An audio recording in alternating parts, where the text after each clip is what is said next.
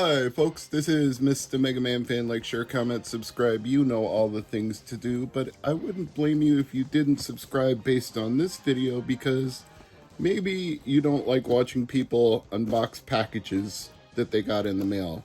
Then again, if you watch LGR and you've seen Clint do it, maybe you do, so that could go either way. But if today's video isn't for you, I understand, but if you're a retro enthusiast, maybe it is, because I think I've got some cool stuff in these packages, and I've been letting stuff pile up for a little bit until I had enough to make a video where it would be worth it to open everything at once. So that's what I'm doing right now, right here, starting with this.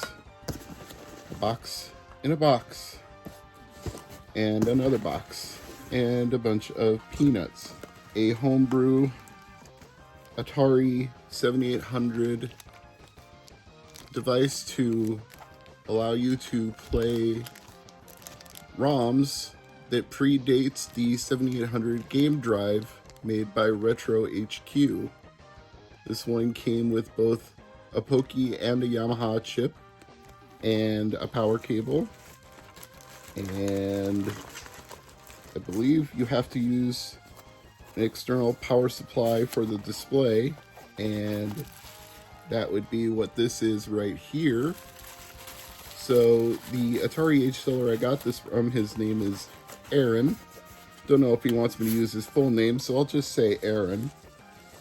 Kindly provided all of these things and even threw in an SD card adapter. So he's covering all the bases, and I appreciate that. Thank you, Aaron. I look forward to trying this out. And this also pertains to Atari Age. So, well taped, well sealed, which shouldn't surprise me at all.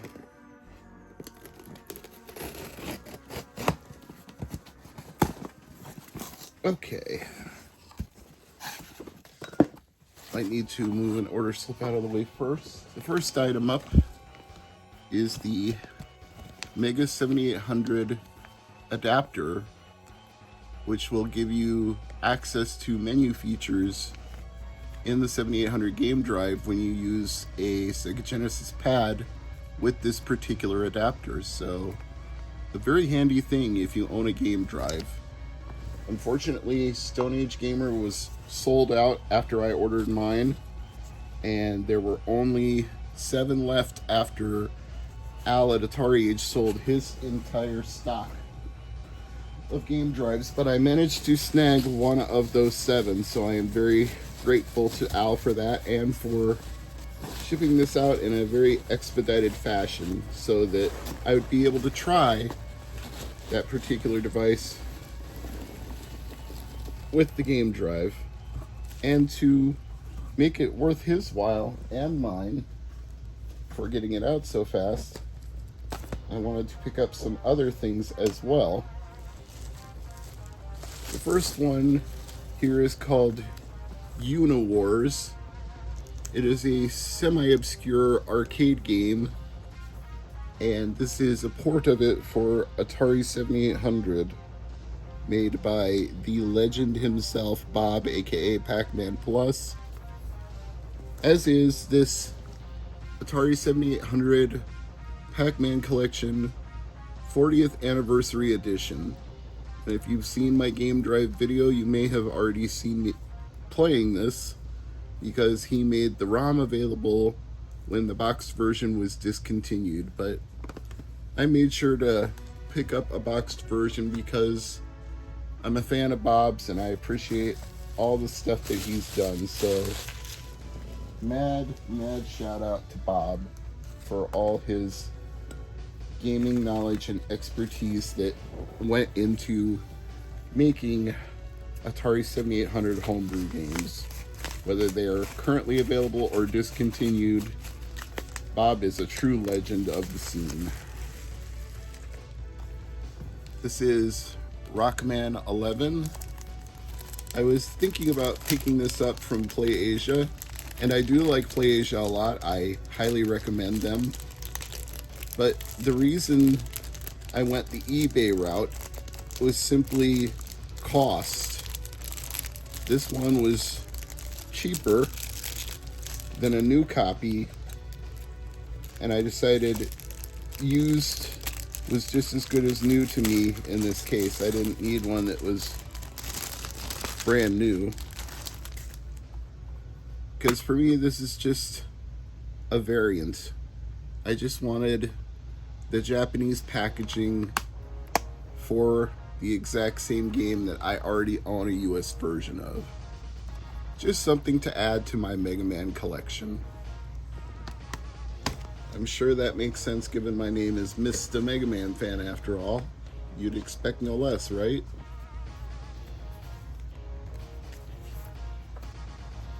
As you can see, there it is. Mechanical Heart. And we've got some art cards inside, which was part of the package that I ordered, and some stickers as well. This is a very nice compilation.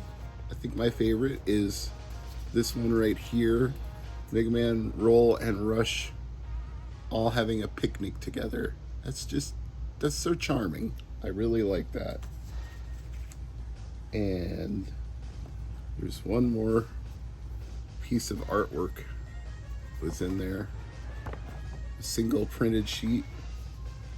And for Everlasting Peace, Ellie, Shrimpy, a Mega Man magazine.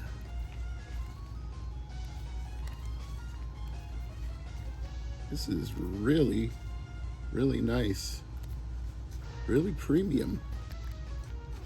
I would say this was worth the wait. This looks like something that a lot of time, effort, and love went into. And there's more inside. Got a bunch of pins that I got as a backer slash pre-orderer, if that's even a word. And even more. I think these are more like acrylic keychains. I'm gonna open this one so we can get a closer look.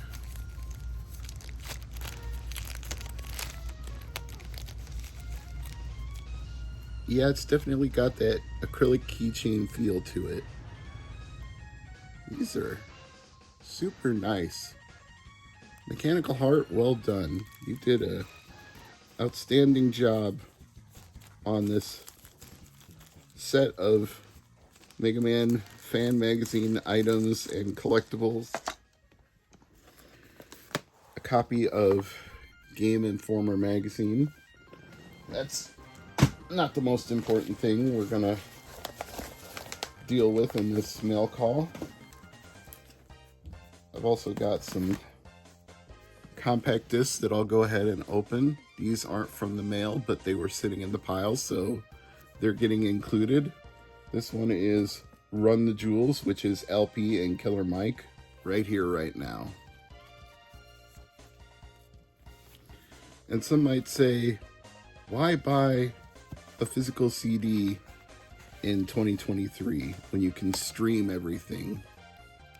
Well, I'll tell you why. You don't get anything like this. You don't get a lyric book inside unless you buy something physical. You don't get these fold-outs with the artwork unless you buy something physical. And it's just a way to support an artist that you like. You buy their physical merchandise. It's just like buying a t-shirt or a poster, except it's a little more traditional to actually buy an album, if you ask me. Soul sold separately. Pardon me, got tongue-tied there. And the other one was in a fold-out sleeve, but this one is in a full gem case, like Like back in the day, you would get gem cases with new albums, and you still can use, if you go to places like Trade Post or Half Price Books, you can still find old vintage compact discs. That just sounds so weird to say out loud, that compact discs have now become vintage. It's hard to argue otherwise, though, because you can't even find compact discs in a lot of retail stores anymore. I think you can still get them at Target and Walmart. Those two places I know still have them. Best Buy used to have a huge selection of compact discs, but I think they've gotten rid of them almost entirely.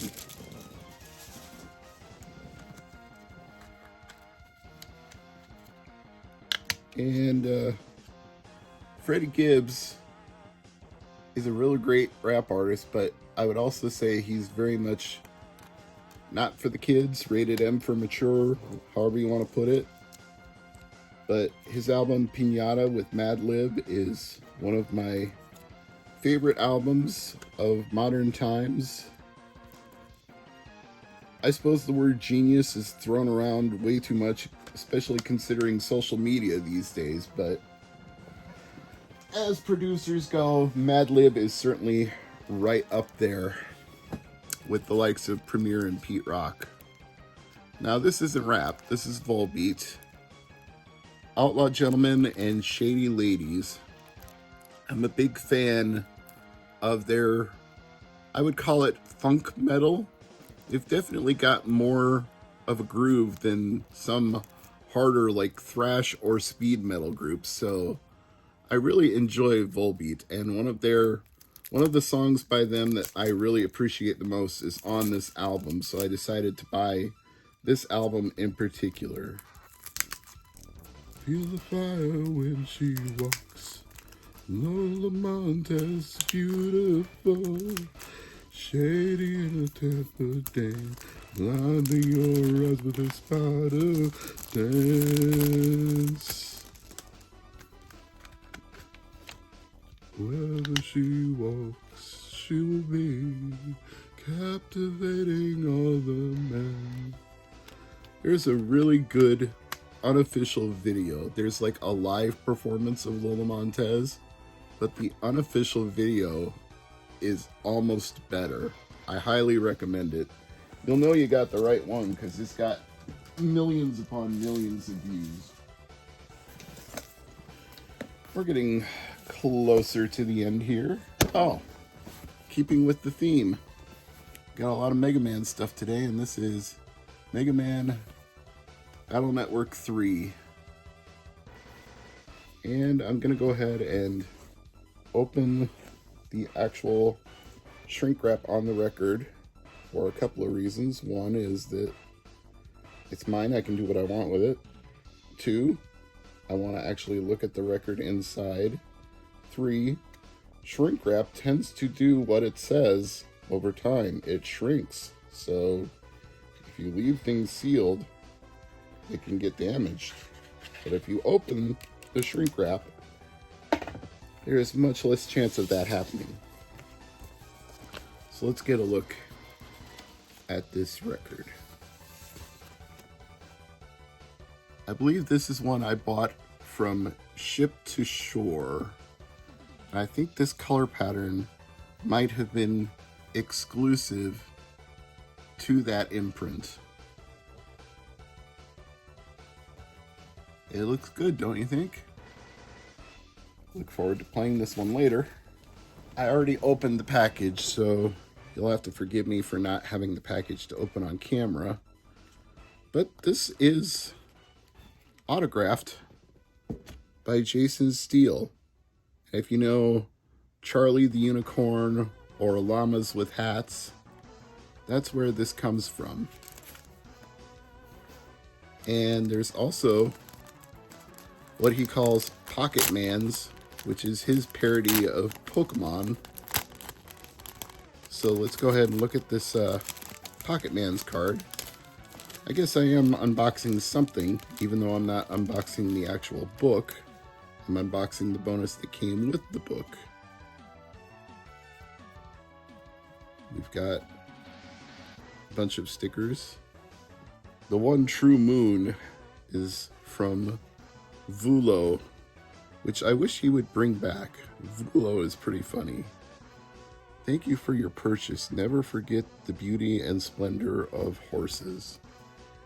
And my Pocket Man's is a ducat sow. Can bite with the fury of a duck, scratch with the ferocity of a cat, and cut through pretty much anything with the strength of a regular, extremely dangerous power saw. Weak to echoes, sudden loud noises, and OSHA. Pocket Man's. Get 'em all. So thank you, Jason. Thank you for the Pocket Man's card and the autographed book and all the extra stickers. I suppose I'll have to buy more books to get more Pocket Man cards and more stickers. Maybe I'll get Charlie the Unicorn or Llamas with hats, but it's probably randomized to a certain degree, so I'm okay with that. Don't have to get the same thing every time.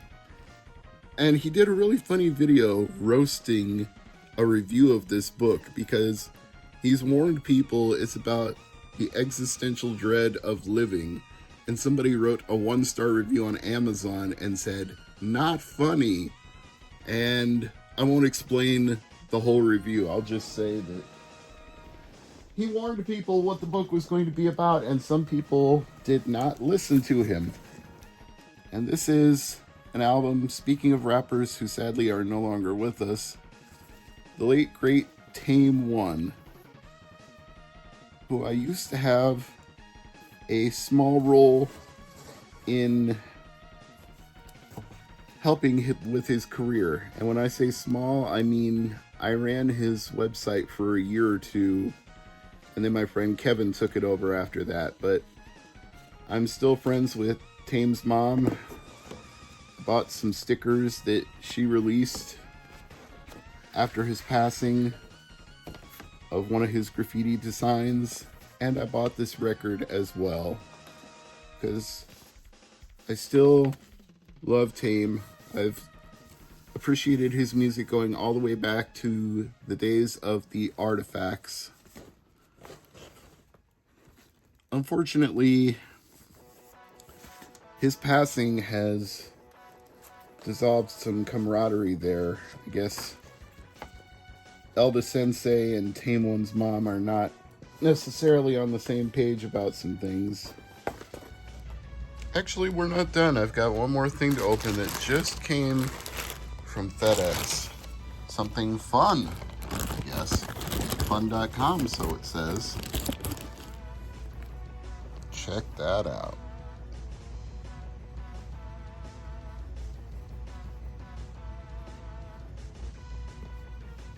Definitely can't say I'm not happy with that.